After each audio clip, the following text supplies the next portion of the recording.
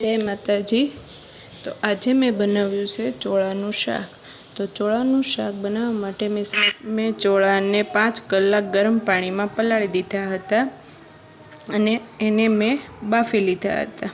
તો એક વાટકો મેં ચોળા લીધા છે અને 4-5 કળી મેં લસણની લીધી છે, એક નાનો કાંદો લીધો છે, એક નાનું ટમેટું લીધું છે, 2 ચમચી સિંગનો ભૂકો લીધો છે, 1 ચમચી ચણાનો લોટ લીધો છે, 1 ચમચી લીંબુનો રસ લીધો છે અને 2 ચમચી મોળું દહીં લીધું છે, ખાંડેલું મરચું લીધું છે, હળદર, મીઠું અને ધાણા જીરું સ્વાદ અનુસાર અને ગોળ ઓપ્શનલ છે।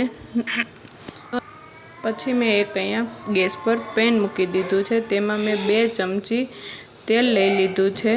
જો તમે વધારે ખાતા હો તો વધારે નાખી શકો છો, પણ અમે ઓછું ખાય એટલે મેં થોડુંક ઓછું લીધું છે। પછી તેલ ગરમ થઈ ગયું એટલે એમાં મેં રાઈ નાખી દીધી છે। રાઈ બધી ફૂટી જાય એટલે એમાં જીરું નાખી દેવાનું છે।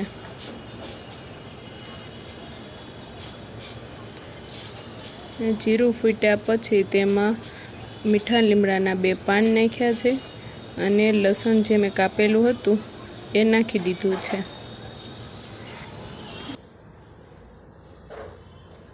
હવે લસણ થોડુંક લાઇટ બ્રાઉન કલરનું થઈ જાય ત્યાં સુધી આપણે એને સાંતળવા દઈશું અને પછી આપણે એમાં સમારેલા કાંદા એડ કરી દઈશું।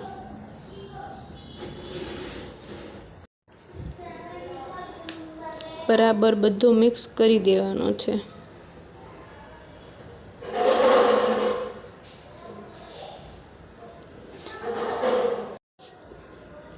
પછી થોડા કાંદા સંતળાઈ જાય એટલે એમાં હળદર અને મીઠું એડ કરી દેવાનું છે અને પછી ખાંડેલું મરચું અને ધાણા જીરું પણ નાખી દેવાનું છે। પછી બધું જ બરાબર મિક્સ કરી દેવાનું છે। પછી એમાં સમારેલા ટમેટાં પણ નાખી દેવાના છે અને બધું જ બરાબર મિક્સ કરી દેવાનું છે। હવે ટમેટાં ચડવા દેવાના છે। આ ટમેટાં એકદમ જ ચડી ગયા છે। તો હવે આપણે એમાં સિંગનો ભૂકો અને ચણાનો લોટ એ બંને એમાં નાખી દેવાનું છે જેથી બંને ચડી જાય। બરાબર મિક્સ કરી દેવાનું છે અને આને સતત ચલાવતા રહેવાનું છે, નહીં તો ચણાનો લોટ નીચે બેસી જશે અને બધું જ ધીમા તાપે કરવાનું છે।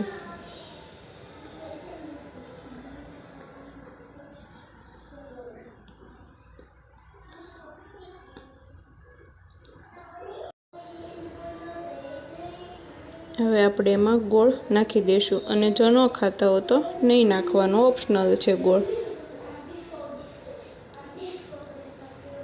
ગોળ ન નાખો તો તેની સામે લીંબુ પણ ઓછું નાખવું।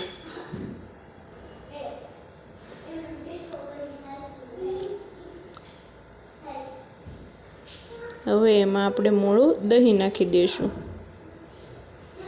તેને પણ આપણે બરાબર મિક્સ કરી દઈશું। એમાં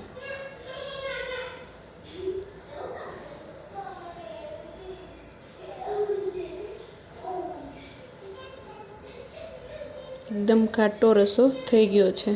હવે આપણે એમાં ચોળા બાફેલા નાખી દઈશું અને ચોળાનું પાણી પણ એમાં જ એડ કરી દેવાનું। બધું જ પાણી એમાં નાખી દેવાનું છે અને બધું જ બરાબર મિક્સ કરી દેવાનું છે અને લીંબુનો રસ પણ આપણે એડ કરી દઈશું। બધું જ મિક્સ કરીને થોડીક વાર એને આપણે ચડવા દઈશું જેથી બધું જ બરાબર મિક્સ થઈ જાય। જો ન છોકરા ખાતા હોય તો આ એકવાર ટ્રાય કરજો। મારા છોકરા તો આ શાક બનાવું ત્યારે 3 રોટલી તો ફરજિયાત ખાઈ જ જાય છે। હવે શાક એકદમ રેડી થઈ ગયું છે।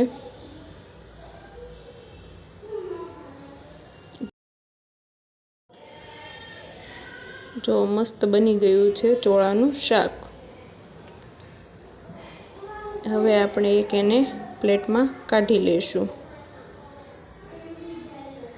ને ગરમ ગરમ રોટલી સાથે સર્વ કરીશું।